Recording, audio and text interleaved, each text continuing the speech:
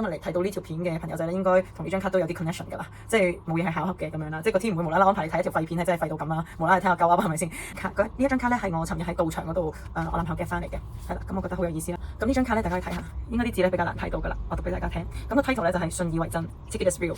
我都知道問喎，有些人喜歡忽悠別人，重複多了，自己也信以為真，結果把自己也忽悠了。英文 Some people love to fool others around, repeating that over and over again. They too take it as real and end up fooling themselves around as well.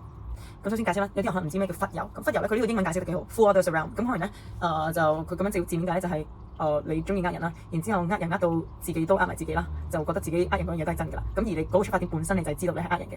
咁有啲咧就係、佢連自己呃咗自己都唔知，聽得清？佢連自己呃咗自己都唔知。咁所以咧，佢 present 出嚟講嗰樣嘢咧，本身就已經唔係真實。咁有啲人咧就可能話吓，我都唔中意自己呃自己嘅。咦？聽得清喎？我都唔中意我自己呃自己嘅。